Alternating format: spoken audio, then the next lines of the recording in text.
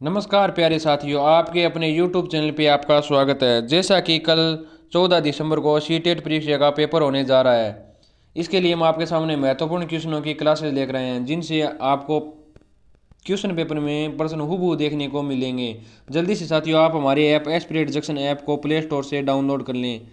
जितनी भी क्लासेज आज तक हमने आपको यूट्यूब पे उपलब्ध कराई उनकी सभी की पीडीएफ आपको फ्री ऑफ कॉस्ट हमारे ऐप एस्पिरेट जंक्शन ऐप पर क्या होगी, प्राप्त होगी। यह क्लासेज जो कल सीटेट परीक्षा 2024 का पेपर देने जा रहे हैं उनके लिए रामबाण सिद्ध होगी। चलते हैं साथियों हमारे आज के क्वेश्चनों की ओर।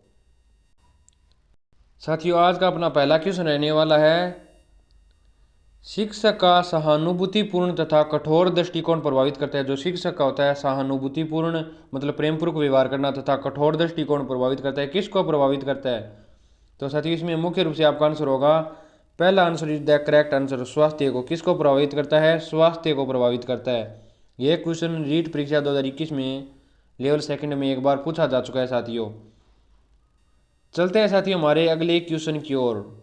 गेस्टाल्ट स्कूल के संस्थापक थे। जो गेस्टाल्ट स्कूल है उसके संस्थापक कौन थे? तो इसमें साथियों आपका मुख्य रूप से आंसर होगा पहला answer is the correct answer. जो गेस्टाल्ट स्कूल के संस्थापक थे वह थे वर्दीमर। कौन थे? वर्दीमर।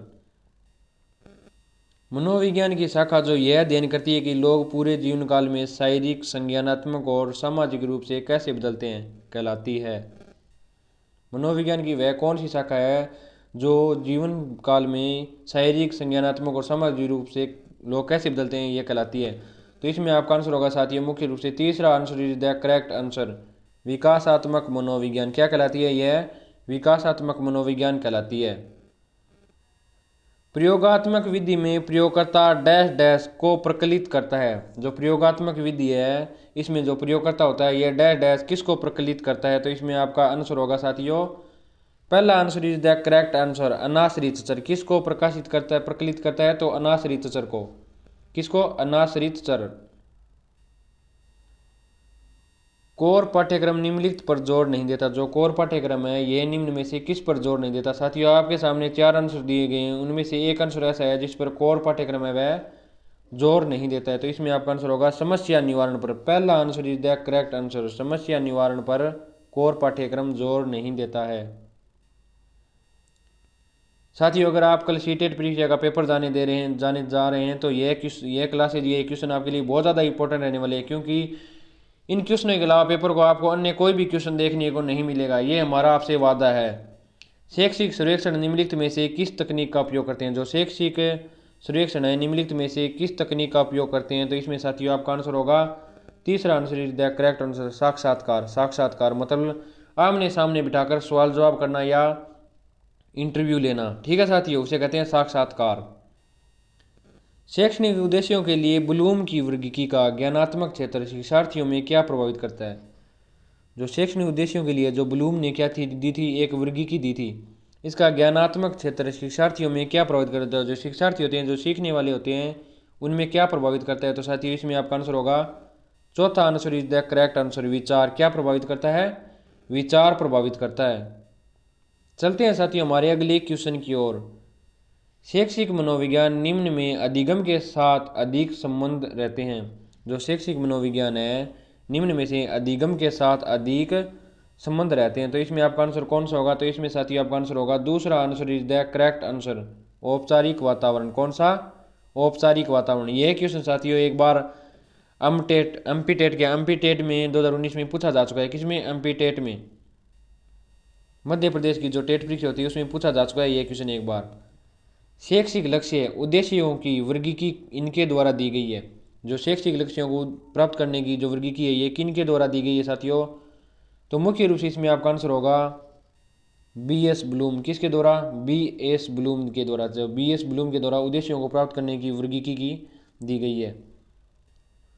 ज़्यादा से ज़्यादा साथियों हमारी इस कक्षा को शेयर कर दें ताकि जितने भी क्वेश्चन हो वो आपकी इसी क्लास से उठें और आपके आस पड़ोस या मित्र मंडली को इससे आपको लाभ प्राप्त हो। परिवार डैश डैश का मुख्य एजेंसी है। जो परिवार डैश डैश का मुख्य एजेंसी है, तो साथियों इसमें आपका आंसर कौन सा होगा? तो साथियों इसमें आपका मुख्य रूप से आंसर होगा दूसरा आंसर। जो परिवार है यह अनौपचारिक शिक्षा है। अनौपचारिक शिक्षा कैसी है? अनौपचारिक शिक्षा इसमें बालक कहीं भी कुछ भी सीख सकता है, लेकिन इसमें नियमबद्ध नहीं होते। क्या नहीं होते? बालक नियमबद्ध नहीं होता। बालक चलते फिरते दौड़ते खेलते किसी समय कुछ भी ग्रहण करता रहता है, उसे कहते हैं अनौपचारिक शिक्षा। शैक्षणिक मनोविज्ञान का ज्ञान शिक्षक को सक्षम बनाता है कि वह, जो शैक्षणिक मनोविज्ञान का ज्ञान है यह शिक्षक को सक्षम बनाता है कि वह, तो इसमें साथियों आपका आंसर कौन सा होगा? तो इसमें साथियों आपका मुख्य रूप से आंसर होगा, जो शैक्षणिक मनोविज्ञान का ज्ञान है ये शिक्षक को सक्षम बनाता है कि वह, तो साथियों इसमें मुख्य रूप से आपका आंसर होगा, पहला answer is the correct answer. विद्यार्थियों का बेहतर मूल्यांकन करें। क्या करें? विद्यार्थियों का बेहतर मूल्यांकन करें। यह क्वेश्चन भी मध्य प्रदेश में टेट परीक्षा हुई थी 2019 में एक बार पूछा जा चुका है। ब्लूम की वर्गीकी निम्न का एक पदानुक्रम संगठन है। जो ब्लूम की जो वर्गीकी है निम्न का एक पदानुक्रम संगठन है। तो साथियों इसमें आपका आंसर कौन सा होगा? तो तीसरा, संज्ञानात्मक उद्देश्य। कौन सी है? संज्ञानात्मक उद्देश्य। शैक्षणिक मनोविज्ञान डैश डैश के माध्यम से शिक्षा में योगदान देता है। जो शैक्षणिक मनोविज्ञान है डैश डैश के माध्यम से शिक्षा में क्या देता है? योगदान देता है। तो साथियों इसमें आपका आंसर कौन सा होगा? चौथा answer is the correct answer. शैक्षणिक समस्याओं को समझने में, जो शैक्षणिक मनोविज्ञान है ये शैक्षणिक समस्याओं को समझने के माध्यम से शिक्षा में योगदान देता है। मतलब व्यक्तियों में या विद्यार्थी या बालक में कहाँ मतलब उसको समस्या हो रही है उसको समझकर उसके समाधान पर बल देता है। कौन सा? शैक्षणिक मनोविज्ञान।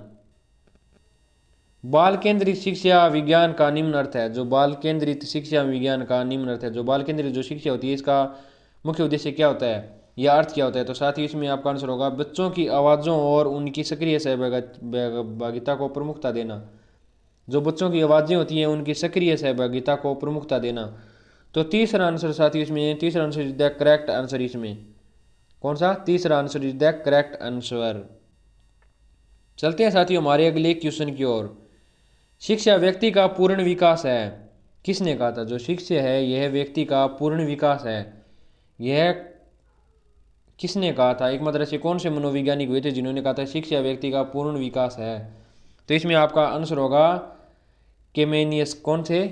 कमेनियस कौन थे? कमेनियस। जो कमेनियस थे इन्होंने कहा था शिक्षा व्यक्ति का पूर्ण विकास है। शिक्षा दर्शन का गत्यात्मक पहलू है। यह किसका कथन है? जो शिक्षा है ये दर्शन का गत्यात्मक मतलब जो देखने लायक पहलू है, ये किसका कथन है? तो इसमें साथियों आपका मुख्य रूप से आंसर होगा, तीसरा answer is the correct answer, Adams. किसका? एडम्स का। किसका है? एडम्स का।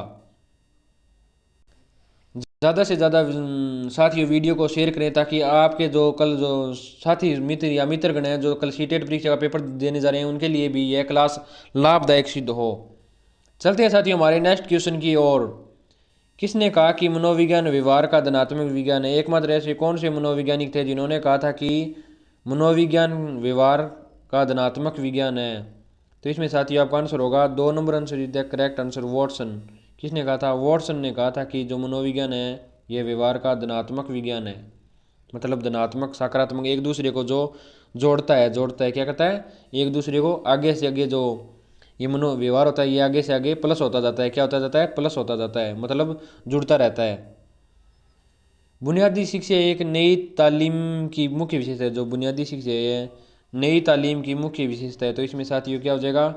स्वावलंबन की भावना विकसित करना। जो स्वावलंबन की भावना विकसित करना। तो तीसरा answer is the correct answer. कौन सा? तीसरा आंसर इज द साथियों मुख्य रूप से करेक्ट आंसर होगा, स्वावलंबन की भावना विकसित करना। चलते हैं साथियों हमारे अगले क्वेश्चन की ओर। शिक्षक के किस गुण की छात्र सर्वाधिक प्रशंसा करते हैं? जो शिक्षक के किस गुण की छात्र सर्वाधिक प्रशंसा करते हैं? तो साथियों इसमें आपका आंसर कौन सा होगा? साथियों आप भी साथ साथ में कमेंट करते रहे ताकि आपको भी अपना मूल्यांकन होता रहे लगातार। तो इसमें आपका आंसर होगा 3 number answer is the correct answer. अच्छे आचरण के साथ प्रभावशाली शिक्षण। जो अच्छा आचरण, अध्यापक का एक अच्छा आचरण तथा प्रभावशाली शिक्षण उनको शानदार तरीके से पढ़ाना ताकि हर विद्यार्थी को क्लास में कुछ न कुछ समझ में आए या सर्वाधिक समझ में आए। चलते हैं साथियों हमारे अगले क्वेश्चन की ओर। आपके अनुसार शिक्षा होनी चाहिए, जो आपके अनुसार है ये शिक्षा किस प्रकार की होनी चाहिए? तो साथियों इसमें मुख्य रूप से आपका आंसर होगा चौथा, व्यवसाय के साथ जीवन उपयोगी। जो शिक्षा का मुख्य उद्देश्य होता है व्यवसाय के साथ मतलब कारोबार के साथ साथ जीवन जीने योग्य हो। क्या हो, शिक्षा जीवन योग्य होनी चाहिए, व्यवसाय के साथ साथ जीवन उपयोगी, जो जीवन में लगातार क्या हो काम आती रहे। चलते हैं साथियों हमारे अगले क्वेश्चन की ओर। हमें शिक्षा ग्रहण करनी चाहिए क्योंकि शिक्षा व्यक्ति को विद्वान बनाती है, व्यक्ति को धनोपार्जन के लिए समर्थ बनाती है, मतलब धन इकट्ठा करने के लिए समर्थ बनाती है, व्यक्ति को स्वावलंबी बनाती है, उपयुक्त सभी। तो साथियों इसमें आपका मुख्य रूप से आंसर कौन सा होगा? जो चौथा answer is the correct answer, उपयुक्त सभी होगा साथियों। क्या होगा? उपयुक्त सभी। ठीक है साथियों, मिलते हैं हमारी अगली क्लास में। जय हिंद, जय भारत तथा इसी तरह से महत्वपूर्ण क्वेश्चनों को प्राप्त करने के लिए आप हमारे ऐप और हमारे यूट्यूब चैनल को जल्दी से जल्दी ज्वाइन व सब्सक्राइब कर लें। धन्यवाद।